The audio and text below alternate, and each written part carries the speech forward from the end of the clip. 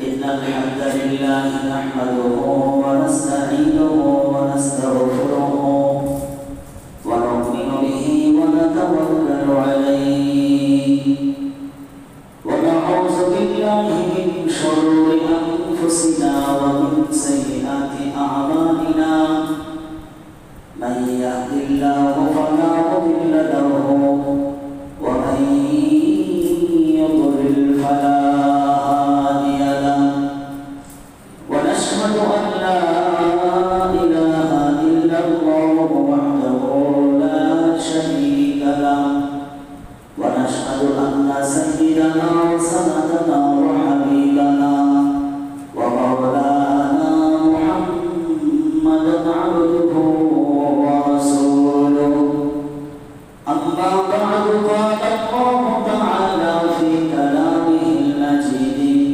وفي فرقانه الحميد أعوذ بالله من الشيطان الرجيم بسم الله الرحمن الرحيم قالت يا أيها الملأ إني ألقي إلي كتاب كريم إنه من سليمان وإنه بسم الله الرحمن الرحيم ألا تعلوا علي وأتوني مسلمين صدق الله العلي العظيم اللهم صل على محمد وعلى آل محمد كما صليت على إبراهيم وعلى آل إبراهيم إنك حميد مجيد اللهم بارك على محمد وعلى آل محمد كما باركت على إبراهيم وعلى آل إبراهيم إنك حميد مجيد رہی میرا مسکن حوالی کعبہ بنی تیرا مدفن دیاری مدینہ بنا العلا بکماله کشف الدجى بجماله حسنت جميع خصاله صلوا عليه وآله تو جاؤ مت جاؤ صدقے احمد کو تو جاؤ مت جاؤ صدقے احمد کو محمد كيف ولد سبتنا محمد كيف ولد سبتنا تاسر رسولا وأنت تظهر حبه هذا لأمري في الفعال بديع لو كان صادقا لو كان حبك صادقا لأطعته إن المحب لمن يحب مطيع نقش قدر نبی کے ہیں نقش قدر نبی کے ہیں جنت کے راستے اللہ سے ملاتے ہیں سنت کے راستے اللہ سے ملاتے ہیں سنت کے راستے আলহামদুলিল্লাহ 18 রবিউল আউয়াল 1447 হিজরি 28 ভাদ্র 1432 বঙ্গাব্দ 12 সেপ্টেম্বর 2025 তারিখের আজকে জুমা। আল্লাহ পাক মেহেরবানি করে আমাদেরকে তার ঘরে আসবার তৌফিক দান করেছেন। হৃদয়ের গভীর থেকে একবার কালিমাতুশ শুকর বলে আলহামদুলিল্লাহ। মুহতারাম উপস্থিতি, আমরা আলোচনা করছিলাম রাসূলুল্লাহ সাল্লাল্লাহু আলাইহি ওয়াসাল্লামের মহব্বত প্রকাশের একমাত্র পন্থা হলো তার সুন্নাত আদর্শকে বাস্তবায়ন করা ব্যক্তি জীবনে। যেমনটি করেছেন সাহাবায়ে কেরাম রাদিয়াল্লাহু তাআলা আলাইহিম আজমাইন, তাদের পুরোটা জীবনে রাসূলুল্লাহর সুন্নাত আদর্শকে পরিপূর্ণ বাস্তবায়ন করেছেন। একটি সুন্নাত, একটি আদর্শ এক মুহূর্তের জন্য তারা কখনো ছাড়েন না। আর একটি সুন্নাত যে কোনো কিছুর বিনিময় হলেও তারা ছাড়ে নাই। কি যাবে, আমার থেকে কি দিবে, সব নিয়ে গেলেও তারা সুন্নাত ছাড়ে নাই। সব ছাড়া করছেন, সব হাত ছাড়া করছেন, কিন্তু সুন্নাতকে কখনো হাত ছাড়া করেন নাই। আপনারা শুনছিলেন পারস্য বিজেতা হুযায়ফা রাদিয়াল্লাহু তাআলা আনহুর ঘটনা। রাজ দরবারে খাচ্ছেন, সুন্নাত পড়ে গেছে, খাবার ওঠায় খাওয়া সুন্নাত। ইশারা করেছে সাথীরা ওঠায় খাইলে রাজ দরবারে এই ডিজিটাল মানুষ, শিক্ষিত মানুষেরা কি বলবে,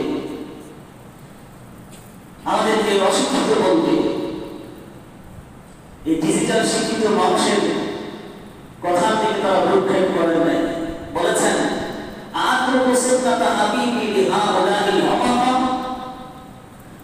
এই সমস্ত তথাকথিত শিক্ষিত মানুষের, সভ্য মানুষের যারা রাসূলকে বোঝে না, সুন্নাত বোঝে না, তাদের কথায় আমার হাবিবের সুন্নাত আমি ছেড়ে দেব, হতে পারে না। আজ আমরা মানুষ কি বলবে তার জন্য কত সুন্নাত আমরা ছেড়ে দিয়েছি। ব্যক্তি জীবন থেকে চিন্তা করি, শুধুমাত্র মানুষ কি বলবে এ কথার কারণে রাসূলুল্লাহর আদর্শ থেকে আমরা আজ বহু দূরে। মানুষ কি বলবে, অথচ সাহাবায়ে কেরামের আদর্শ ছিল ওয়ালা ইয়াখাফুনা লাওমাতা লাইম। মানুষ কি বলবে এটা পরোয়া তারা করে না। আমার রাসূল আল্লাহ খুশি কিনা এটাই তারা খেয়াল করেছে। এটাই তো আমাদের জীবনের মন বুঝি হওয়া দরকার। কে কি বলবো দেখার দরকার নাই, আল্লাহ কি বললেন, রাসূল কি বললেন, এটাই আমার লক্ষণীয় বিষয়। এজন্য যদি আপনি খেয়াল করতে পারি, জীবনের মূল উদ্দেশ্য বানাতে পারি যে আমার রাসূল এবং আমার আল্লাহ রাব্বুল আলামিন যা বলেছেন তার সামনে কোনো মানুষের ভৎসনা, কোনো মানুষের তিরস্কার, কোনো মানুষের কিছু বলা এটা আমার আসে যায় না। আমার রাসূল যা বলেছেন, যা করেছেন তাই আমি করব। এজন্য তারা সুন্নাত পালন করে আল্লাহ রাসূলকে সামনে রেখে তারা হয়ে গেছেন দামি। আর আমরা সুন্নাত এবং আল্লাহর কোরআনকে ছেড়ে দিয়ে আমরা হয়ে গিয়েছি এখন সকল মানুষের, সারা বিশ্বের কাছে, যদিও সারা বিশ্বের 1/3 অংশ মানুষ, তার চেয়ে বেশি মুসলমান সংখ্যার দিক থেকে, কিন্তু আজকে আমরা দামের দিক থেকে সবার নিম্নে। সবাই আমাদেরকে নির্যাতন করে অত্যাচারিত মজলুম জাতি। আমরা অর্থের দিক থেকে তারা ছিলেন কম, আমরা আজ অর্থের দিক থেকে মুসলমান বহু বিত্তশালী, কিন্তু তারপরও আমাদের কোনো দাম নাই, মূল্য নাই। আমরা আছি রাসূলুল্লাহকে খুশি করার জন্য না, আল্লাহকে খুশি করার জন্য না, বিজাতি পাশ্চাত্য ইহুদি খ্রিস্টান নাসারা বেঈমান এদেরকে খুশি করার জন্য আমরা আজ পাগল করা হয়ে গেছি। তাদের সামনে, তাদের চাকরির সামনে, তাদের মত আদর্শের সামনে আমাদের সব কিছু আজকে বিসর্জন হয়ে গেছে। বিদায় তারা আমাদের কাছে খেলনার পুতুল বনে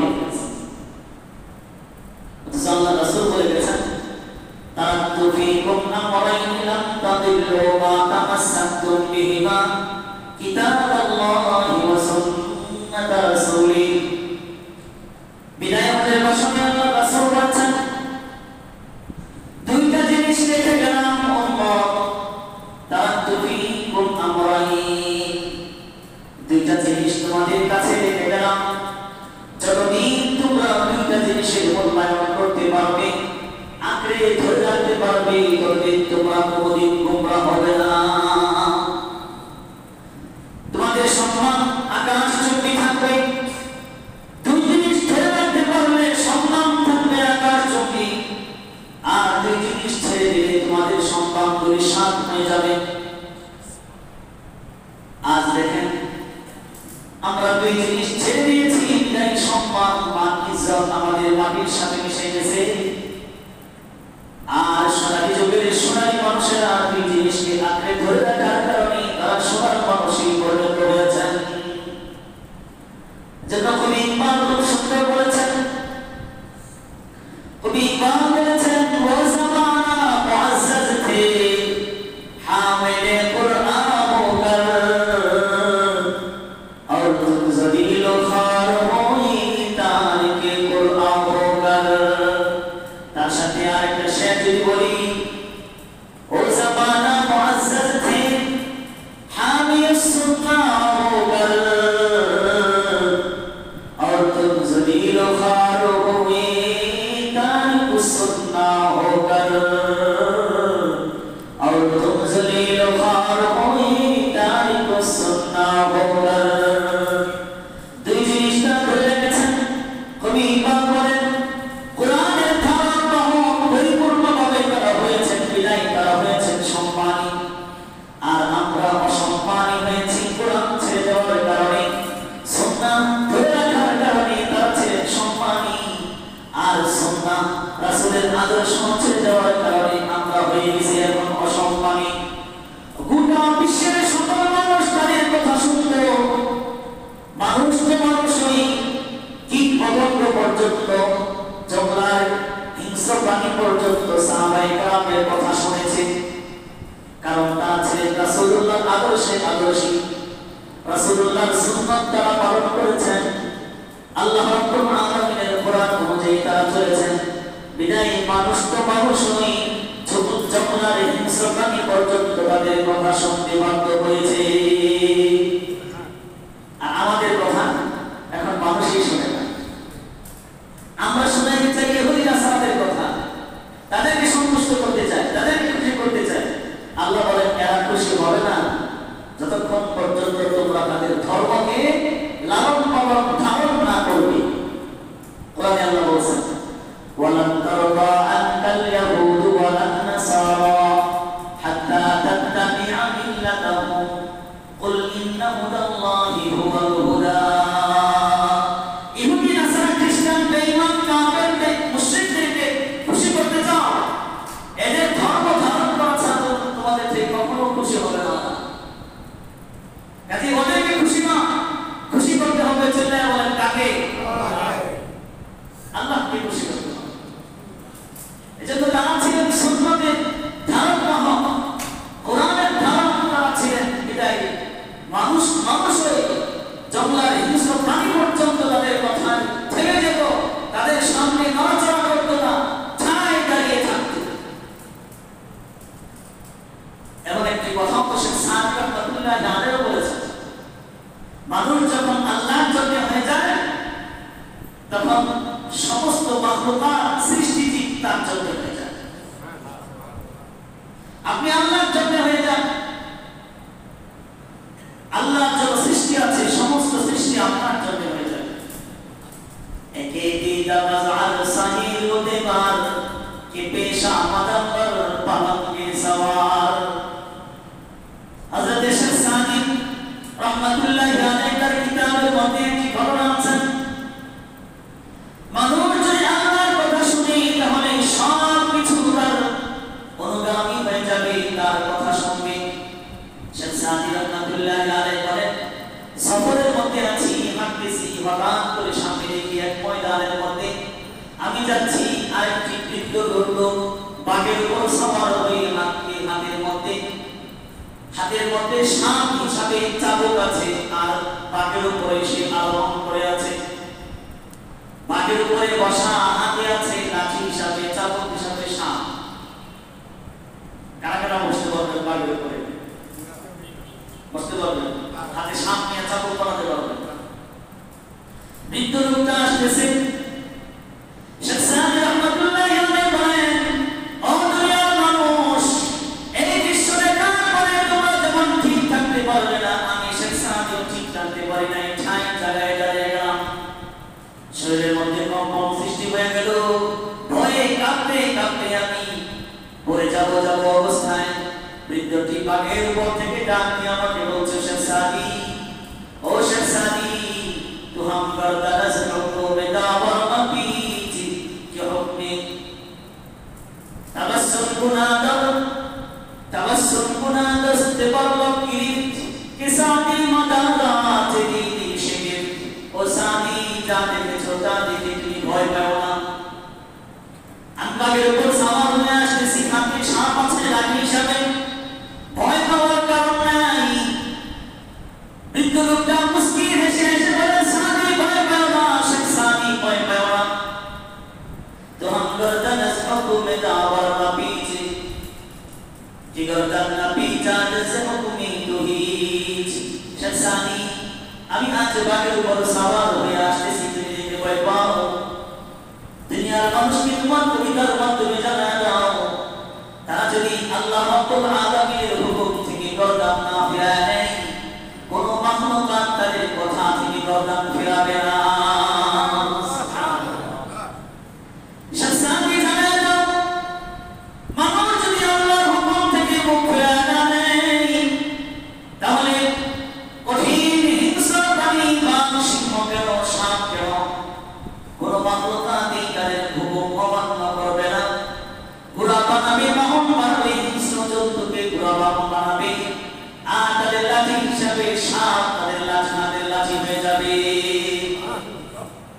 খুসরু পারভেজ যখন আল্লাহর হুকুম মেনেছে, খুসরু পারভেজ আল্লাহর হুকুম মেনেছে, বিদায়টা নেকাবান হয়ে গেছেন স্বয়ং আল্লাহ রাব্বুল আলামিন। সুবহানাল্লাহ। মুহারাসাতু দুসতিদারাত তুরা বিদর দস্তে দুশমন গুজারাত তুরা। শেখ সাদি ঘটনা মিটা লেখার পরে লেখেন, এটা অসম্ভব বিষয়, তুমি আল্লাহর সাথে বন্ধুত্ব রাখবা আর বিশ্বজগতের মালিক তোমার বন্ধু আল্লাহ দুশমনের হাতে তোমাকে ছেড়ে দিবেন, এটা কোনোদিন সম্ভব হতে পারে না। কাজেই বন্ধুত্ব করতে হবে আল্লাহর সাথে। কোন কায়নাতের নিরাপত্তার দায়িত্ব তার হাতে। नसीहत का से सूद मन आया दश, नसीहत का से सूद मन आया दश, के गुफ्तार सादी पसंद आया दश। এই কথা, এই নসিহত ভালো তাদের লাগবে যার সাদির কথাটা পছন্দ লাগবে। সাদি খুব সুন্দর ওয়াজ করে বুঝেছেন, আল্লাহর হুকুম থেকে গর্দান না ফিরাইলে মাখলুক তোমার হুকুম থেকে গর্দান ফিরাবে না। আল্লাহর যত্ন হয়ে গেলে সমস্ত কিছু তোমার যত্ন হয়ে যাবে। আল্লাহর সাথে বন্ধুত্ব রাখলে আল্লাহ রাব্বুল আলামিন দুশমনের হাতে কোনদিন একাকী তোমাকে ছেড়ে দেবে না। আল্লাহর পছন্দ করবেন। এজন্য সাহাবায়ে কেরাম আল্লাহকে মেনেছেন, সব কিছু তাদের হাতে চলে আসছে। জঙ্গলার হিংস্র প্রাণী পর্যন্ত তাদের কথা শুনেছে। এরকম একজন আফ্রিকা বিজেতা উকবা ইবনে নাফি রাদিয়াল্লাহু তাআলা আনহুর ঘটনা। উকবা ইবনে নাফি পরিপূর্ণ সুন্নতের আদর্শে একজন সাহাবী। আফ্রিকা বিজয় করবেন, আফ্রিকার ভয়ঙ্কর জঙ্গলের পাশে গিয়ে রাত্রি যাপন করবেন, কোনো জায়গা নাই। চিন্তা করলেন কখন কোথায় অবস্থান করবেন। তার সাথে সাহাবী এবং তাবিঈন মোট সাথী বর্গ ছিল 18 জন। উকবা ইবনে নাফি তার সাথে আছে 18 জন সাথী। 51 হিজরি ঘটনা। উকবা ইবনে নাফি সিদ্ধান্ত নিলেন ভয়ঙ্কর আফ্রিকার মহা জঙ্গলের মধ্যে অবস্থান করবেন, যেই জঙ্গলের মধ্যে হিংস্র প্রাণী আছে।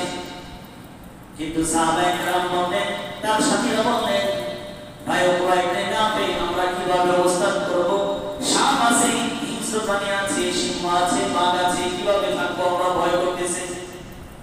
উকবা ইবনে নাফি রাদিয়াল্লাহু তাআলা বলেন, আমি আল্লাহর দরবারে হাত উঠাইলাম, তোমরাও আমার সাথে সাথে আমিন আমিন করতে থাকো। উকবা ইবনে নাফি রাদিয়াল্লাহু তাআলা হাত উঠাইলেন আর সাথে সাথে সবাই আমিন আমিন করলেন। দোয়া করে একটি জানাময় ভাষণ দিলেন। জঙ্গলার আফ্রিকার ভয়ঙ্কর জঙ্গলের হিংস্র প্রাণীদের উদ্দেশ্যে ভয়ঙ্কর এক ভাষণ দিলেন। আইয়াতুল হাশারাতু ওয়াস-সিবা নাহনু আসহাবু রাসূলিল্লাহি সাল্লাল্লাহু আলাইহি ওয়াসাল্লাম ফারহালু আনহু ফাইন্না নাযিরুন ফামান ওয়াজাদনাহু বা'দা হাযা ফাতাল্লা। ও জঙ্গলের হিংস্র প্রাণীরা শুনে রাখো, আমরা আসহাবু রাসূলিল্লাহ, আমরা আল্লাহর রাসূলের সাহাবী। আজকের এই ভাষণের পরে তোমরা যারা এখানে অবস্থান করছো, আমরা আজ রাত এখানে থাকবো, আজ রাতের জন্য আফ্রিকার এই ভয়ঙ্কর জঙ্গলটা খালি করে দাও।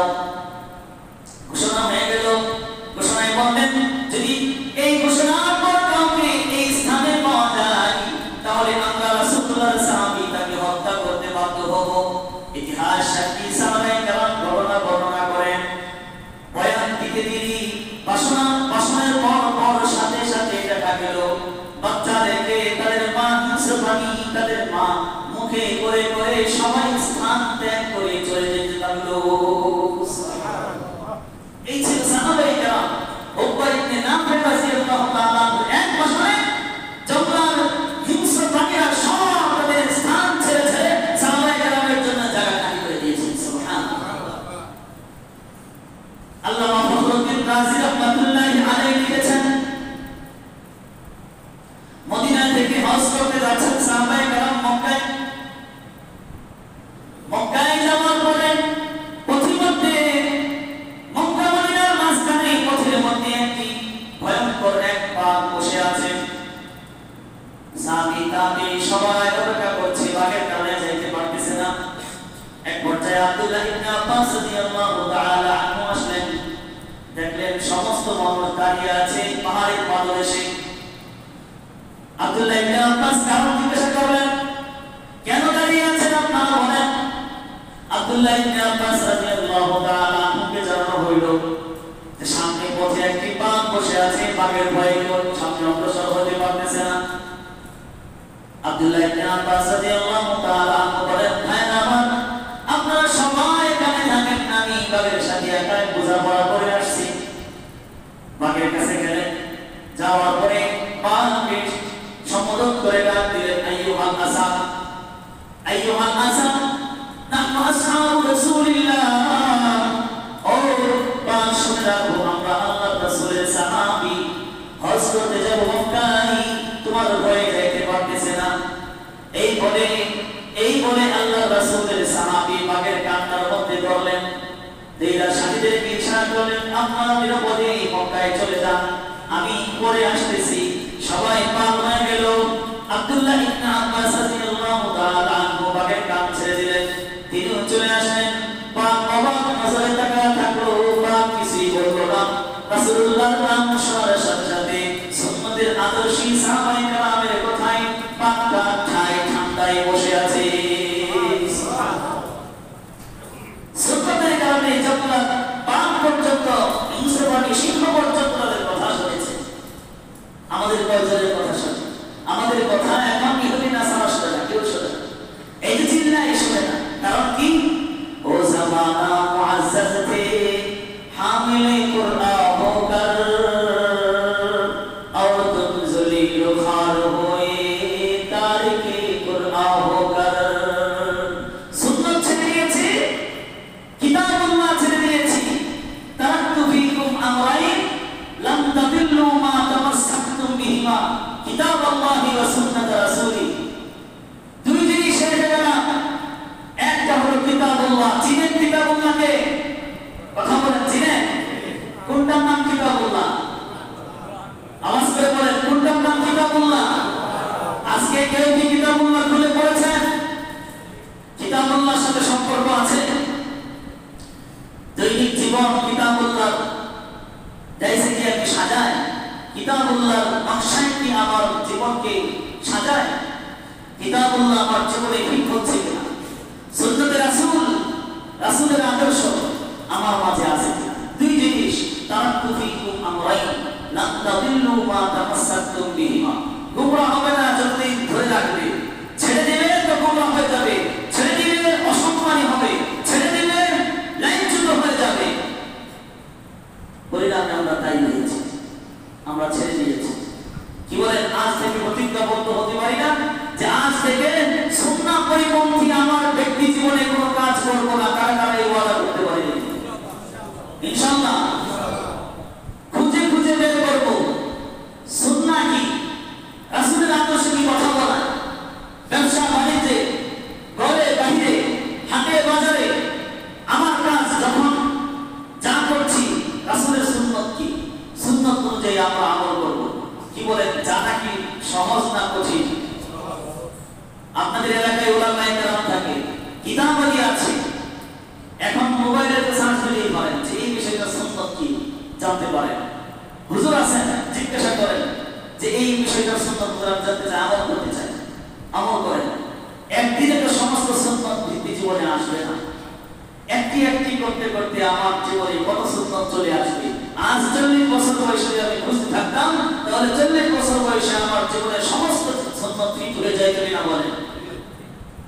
এজন্য প্রত্যেকদিন একটা করে সুন্নাত আমি আমলে বাড়াই।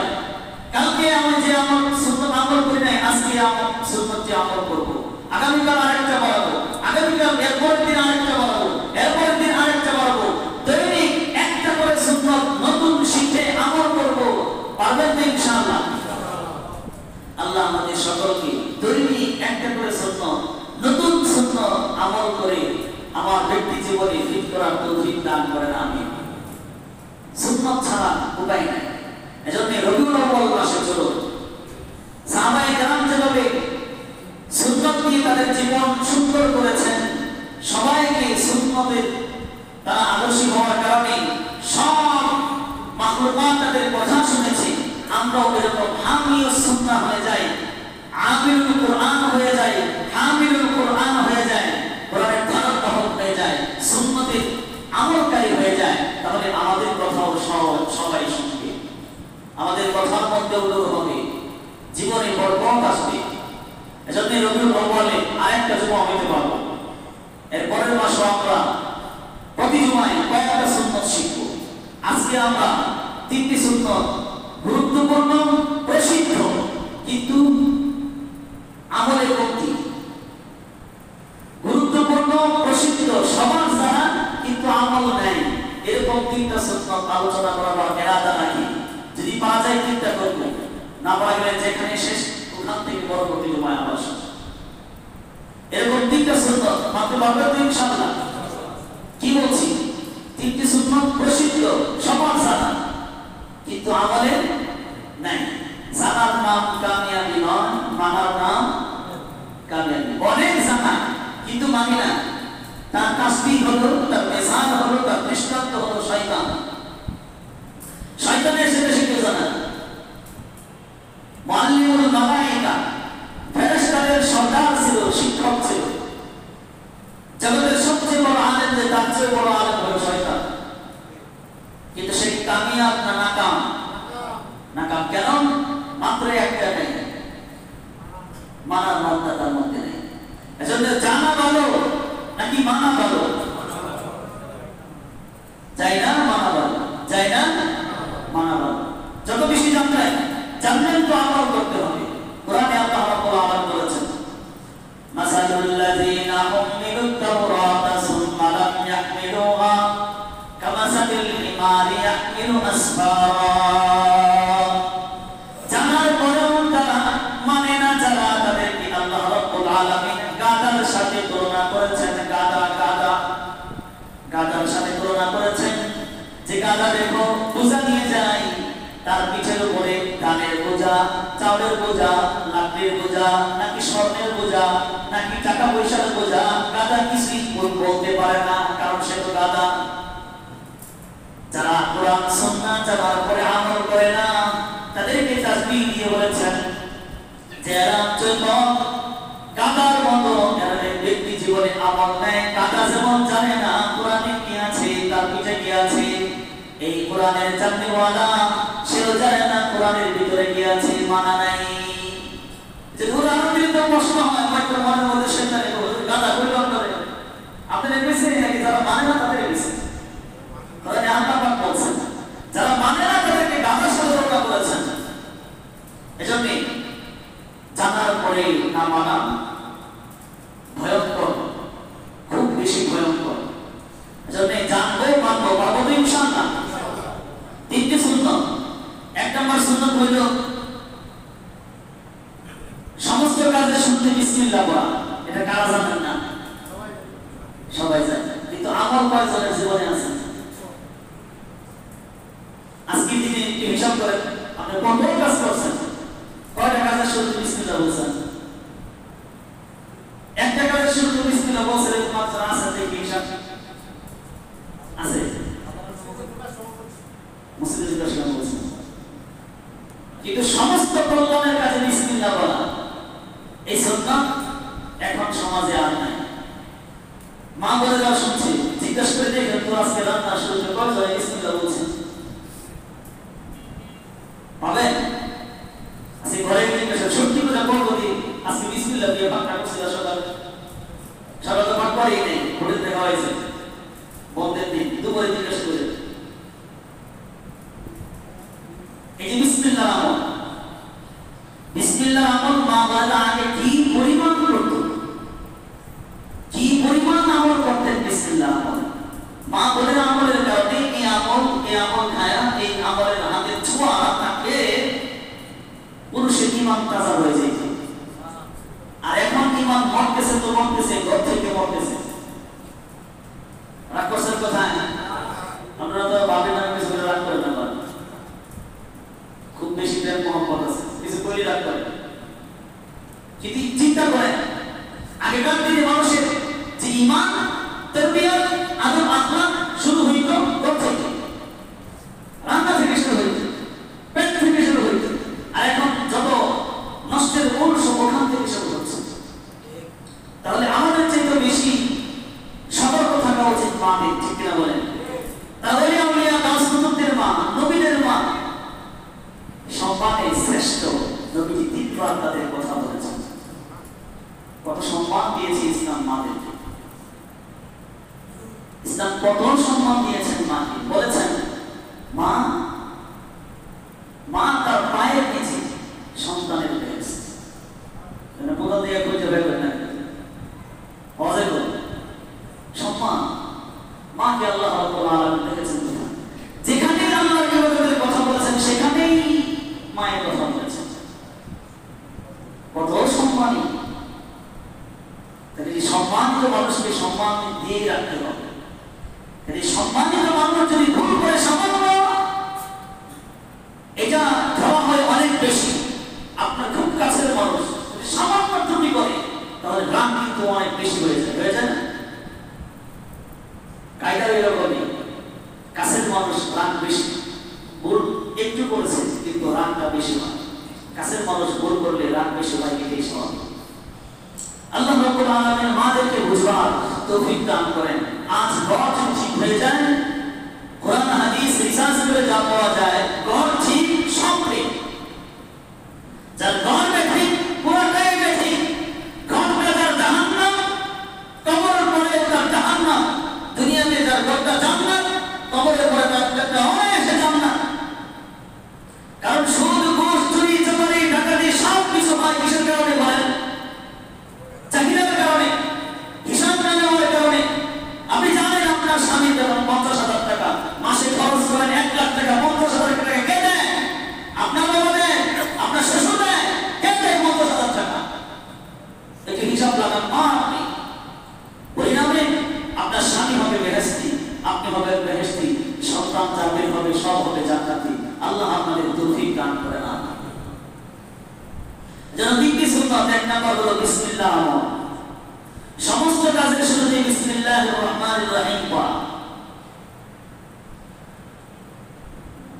সমস্ত কাজের শুরুতে বিসমিল্লাহির রহমানির রহিম পড়া। আপনাদের সামনে আয়াত তেলাওয়াত করেছি। রানী বিলকিসের কাছে হযরত সুলাইমান আলাইহিস সালাম চিঠি লিখেছেন। قالت يا أيها الملأ إني ألقي إلي كتاب كريم রানী বিলকিসের কাছে হুদহুদ পাখি খবর নিয়ে আসলো ও সুলাইমান আলাইহিস সালাম একবার খবর নেন হুদহুদ নাই কই গেল সুলাইমান আলাইহিস সালাম শাস্তির কথা ঘোষণা করলেন যদি কোনো ভালো খবর না নিয়ে আসতে পারে তাকে আমি শাস্তি দিব সুলাইমান আলাইহিস সালামকে হুদহুদ পাখি এসে খবর জানালেন এমন এক রানী আমি দেখেছি যে রানীর কথাই মানুষগুলো উঠা বসা করে যে রানী তাদের কাছে অনেক সম্মানী এবং রানীর খবর হযরত সুলাইমান আলাইহিস সালামকে যখন হুদহুদ পাখিরা দিয়ে দিল হুদহুদ পাখির মাধ্যমে রানী বিলকিসের কাছে সুলাইমান আলাইহিস সালাম পত্র লিখলেন যাও চিঠি নিয়ে যাও রানী বিলকিসকে বলো সে যদি আল্লাহর ধর্ম মেনে আমার আনুগত্য করে চলে আসতে পারে তাহলে তার জন্য ভালো হবে অন্যথায় আমি সুলাইমান দরবার নিয়ে তার দেশে আসতেছি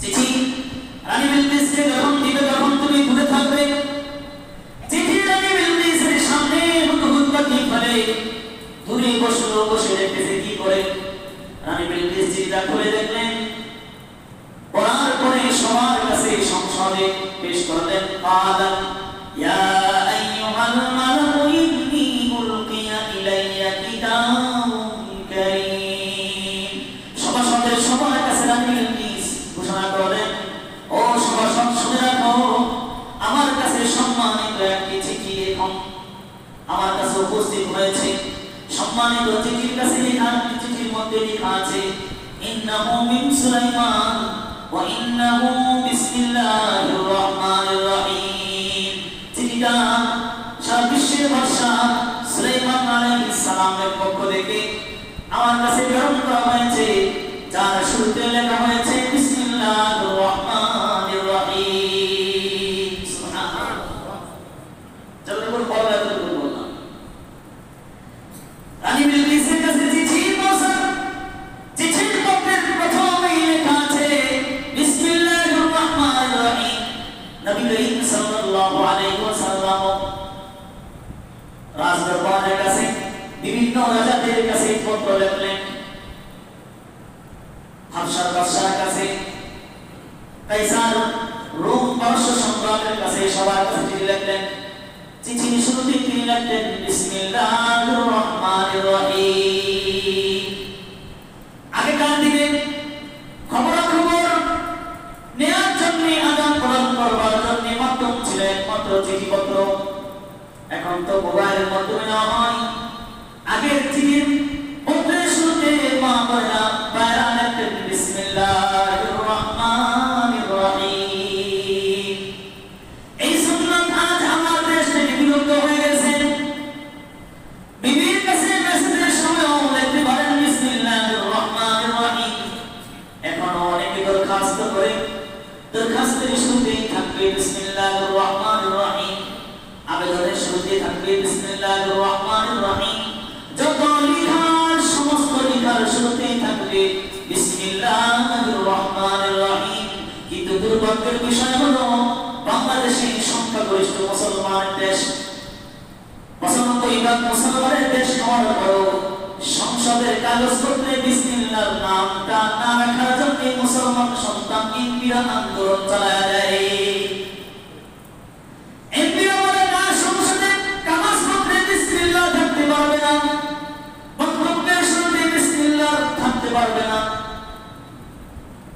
বরং আল্লাহর নামে শুরু করছি পরম করুণাময় অতিশয় দয়ালু আল্লাহর নামে শুরু করছি বা অন্য একটা শব্দ দিয়ে শুরু করবে কেন রে ভাই এমপি তুমি কি মুসলমানের সন্তান না সামনে আসতেছে সময় এরকম গাজাখুরি মার্কা ইমাম যত দর্শন আছে সমস্ত এই দর্শনওয়ালা গাজাখুরিওয়ালা দর্শন মার্কা ইমাম এমপি গুলোকে বাদ দিয়া যাদের বুদ্ধির কারণে মাথার চুল সব উঠে গেছে মুরব্বি মার্কা যারা বিসমিল্লাহ রাখতে পক্ষে না ইসলামকে পছন্দ করে না ইসলামে তারা বিশ্বাসী না কোরআনী আইনে বিশ্বাসী না পরিবর্তনের সময় এসেছে আল্লাহ যারা বাংলাদেশের আইনের দিকে বাংলাদেশের দাঁড়িয়ে আছে, সিদ্ধান্ত নিতে হবে জনগণ, বাংলাদেশের সংসদ কোরআন দিয়া চলবে না বাংলাদেশের সংসদ মানব রচিত আইন দিয়া চলবে, সিদ্ধান্ত জনগণ নিতে হবে। সিদ্ধান্ত নিতে জনগণ ভুল করলে আল্লাহ কিন্তু তাকিয়ে আছেন। সিদ্ধান্ত নিতে হবে এক সিদ্ধান্ত, আল্লাহর জমিনে আল্লাহর কোরআন দিয়ে দেশ চলবে, এটাই স্বাভাবিক। যারা বলবে কোরআন দিয়ে দেশ চলতে আমরা বিশ্বাসী না, কোরআনী আইনে বিশ্বাসী না, ইসলামী আইনে বিশ্বাসী না, বিসমিল্লাহ আমরা বিশ্বাসী না, অথবা অনেক ধর্মের বসবাস বাংলাদেশে, আমরা সব ধর্মকে বাদ দিয়া বিসমিল্লাহ লিখতে পারি না, যেই মুসলিম এমপি মন্ত্রীরা এই বক্তব্য দিবে তাদেরকে কলার ধরে ধরে ভোটের মাধ্যমে ভোট না দিয়ে ভোট বয়কট করে এদেরকে এমপিত্ব মন্ত্রিত্ব থেকে বাদ দিয়ে নতুন এমপি মন্ত্রী সংসদে পাঠাতে হবে। পারবে জনগণ? নাকি দলের কারণে একটু খোঁজা খোঁজা লাগতেছে? দল বলে যাও, মত বলে যাও, নিজের ক্ষমতা বলে যাও, তাকাও বয়সটার দিকে, কয়েকদিনের জন্ম পৃথিবীতে আসছো তুমি, বয়সটার দিকে তাকাও। দল করার জন্য পৃথিবীতে নয়, পৃথিবীতে এসেছো আল্লাহর জমিনে আল্লাহর দ্বীন কায়েম করার জন্য।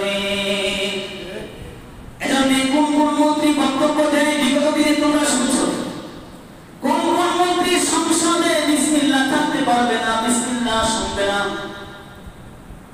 তারা সবটি বলতে বিসমিল্লাহর বিপক্ষে যারা তাদের কাছে, বিসমিল্লাহর বিপক্ষে যারা বলবে তাদের কি বলতে পারে, এই যে এখনো তাকে আছে অন্যদিকে। আচ্ছা এসি ঠিক করা এটা কি দেখার বিষয় কিছু? এসি কি সমস্যা হয়েছে ঠিক করবে সব, এটা কি দেখার জিনিস? এটা দেখার জিনিস?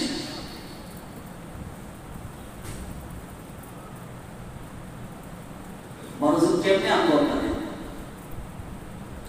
মনোযোগ কেমনে আনবেন? তাকে অন্য ধান্দায় মাঝখানে ভাগ দিয়ে একটা শুনে পরে গিয়ে আলোচনা করেন, সমালোচনা করেন, অন্য ধান্দায় থাকে কিসের জন্য আসছেন, কিছু শিখতেই তো আসছেন, সত্যিই তো আসছেন, সেটা উপকারী নাকি না হয় তাহলে কি হবে? কাজেই সংসদে বিসমিল্লাহ থাকবে না থাকবে না, এটা সিদ্ধান্ত কে নেবে? এমপি মন্ত্রী না জনগণ? বিসমিল্লাহ থাকবে, এর বাইরে যারা যাবে এদেরকে আমরা চাই না। জানবে কি? এদেরকে আমরা চাই না। বিসমিল্লাহ চাই, বিসমিল্লাহর বাইরে অবস্থান নেবে একে আমরা চাই না, মাইনাস করে দিব। পারবো না ইনশাআল্লাহ? মনে রাখবেন ভোট একটি আপনার আমানত। যারা বিসমিল্লাহর পক্ষে, কোরআনের পক্ষে, ইসলামী আইনের পক্ষে, তাদের কাছে আমি আমানত দিব। সেটা হবে বিএনপি হলে বিএনপি, জামাত হলে জামাত, খেলাফত হলে খেলাফত, যে কেউ আমার কোরআনের পক্ষে থাকবে আমি তার পক্ষে আছি, কোরআনের বাইরে চলে যাবে আমি তার পক্ষে নাই। হতে পারে আমি ওই দলের প্রধান, কিন্তু কোরআনের বাইরে চলে গেছে তো আমি আর এই দলে নাই। হতে পারবো ইনশাআল্লাহ? এটার নামই ঈমান। আর এর বাইরে গেলেই তো ঈমান। এর বাইরে যত আন্দোলন করেন, এর বাইরে কোনো কথা নাই। আপনার এই হইল খারাপ পেলাম দেখার কোনো সময় নাই।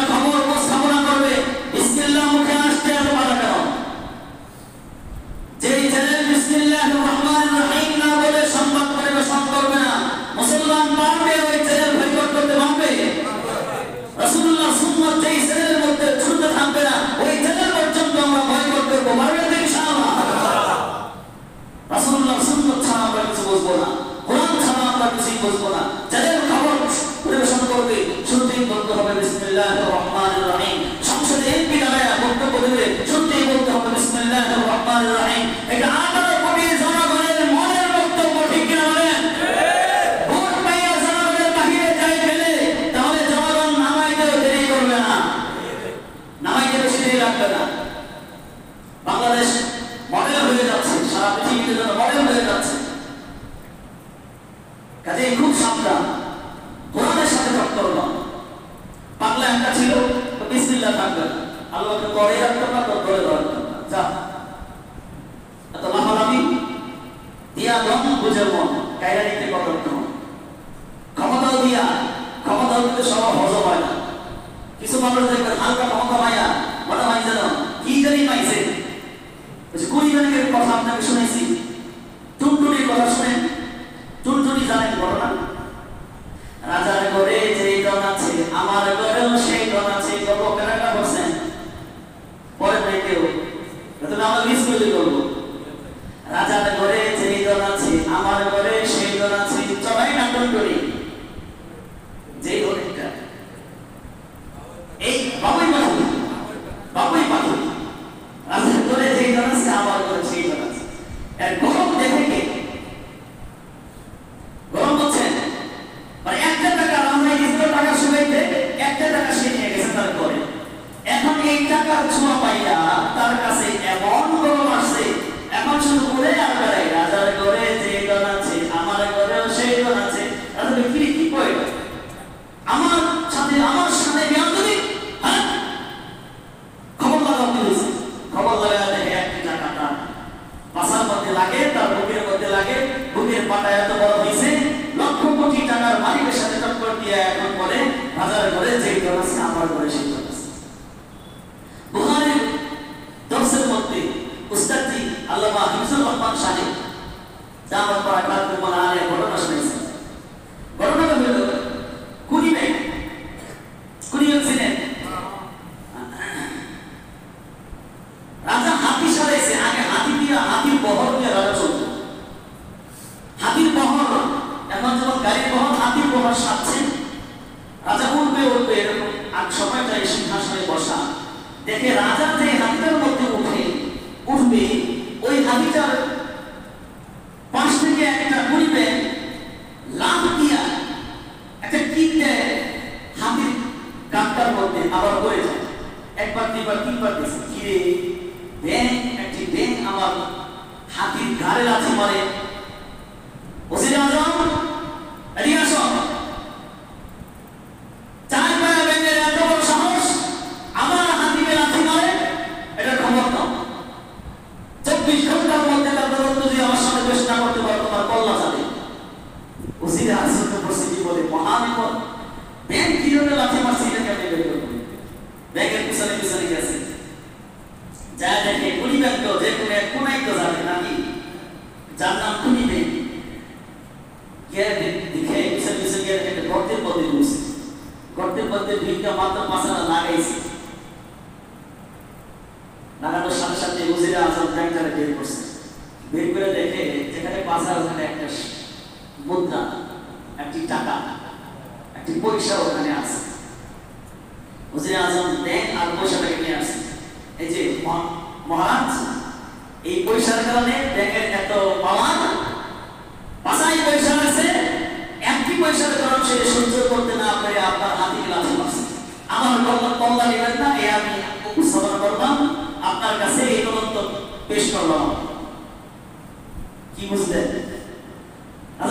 একটি পয়সার গরমে এসে আমার হাতিকে লাথি দেয়, একটি পয়সার ক্ষমতা সে ধারণ করতে পারে না, সহ্য করতে পারে না। লক্ষ লক্ষ পয়সার মালিক আমি, বাদশা, আমার হাতিকে লাথি মারে। তো কিছু মানুষ এরকম আছে, কুড়ি ব্যাংকের মতো ক্ষমতা সহ্য করতে পারে না। সমাজে আছে না নাই? ফাঁকি নেতা, তার সে বড় বড় নেতা আছে না নাই? কিন্তু দেখবেন যে কুড়ি ব্যাংকের মধ্যে একটু ক্ষমতার গরম তাপ পায়া, তাওয়া এমন গরম হয়েছে, এখন কাঁপে লাথি মারে আর কি বলে, কিছু ঘুষ পায় না, ঘুষ না হয়েছে, আছে না এই সমাজে? তাদেরকে সাবধান করে বলি, কুড়ি ব্যাংক মনে রাখবেন, বাবুই পাখি মনে রাখবেন, মনে রাখবেন, ক্ষমতা সহ্য করার মতো ধারণ ক্ষমতা লাগবে। সবার পেটে কি হজম হয় না, একটা জাতি আছে, ওই জাতির পেটে কি হজম হয় না, জানেন সেই জাতিটা? এজন্য সুন্নাত, বক্তব্য দেওয়ার আগেই সুন্নাত লাগবে, কথা বলার আগে সুন্নাত। বিসমিল্লাহির রহমানির রহিম, দিন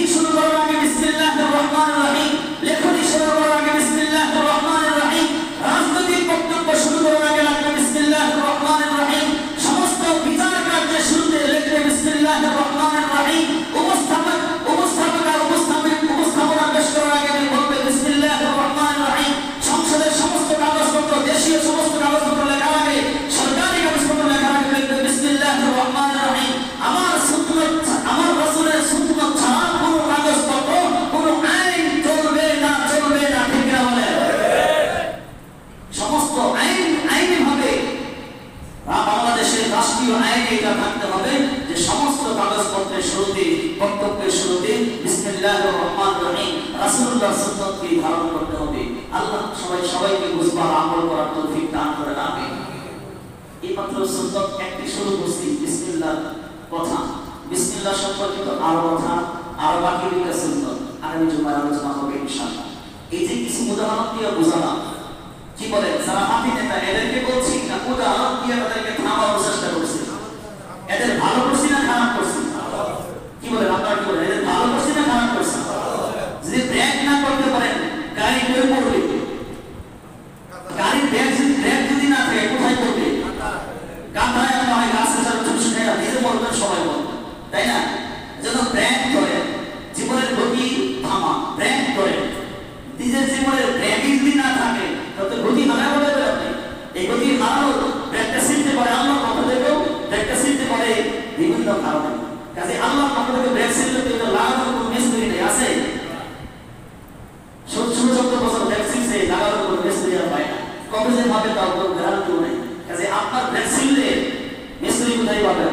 কাজে আল্লাহর দিকে তাকান, নিজের বয়সের দিকে তাকান, আখিরাতের দিকে তাকান, দল মত নির্বিশেষে আল্লাহ রাসূল এবং কোরআন যা বলে তাই ব্যক্তি জীবনে ফিট করেন। আল্লাহ রাসূল এবং কোরআনের পক্ষে যারা বলে তাদের পক্ষে থাকেন, আর আল্লাহ রাসূল এবং কোরআনের বিপক্ষে যারা বলে তাদের বিপক্ষে অবস্থান নেন। তাহলে আপনার ইহকালীন পরকালীন জীবন সুন্দর হবে। আল্লাহ সবাইকে বুঝবার, আমল করবার এবং সব কাজের শুরুতে বিসমিল্লাহ বলে কাজ শুরু করবার, কথা শুরুতে বিসমিল্লাহ বলে কথা শুরু করবার তৌফিক আমাদের সকলকে দান করেন। ওয়া মা আলাইনা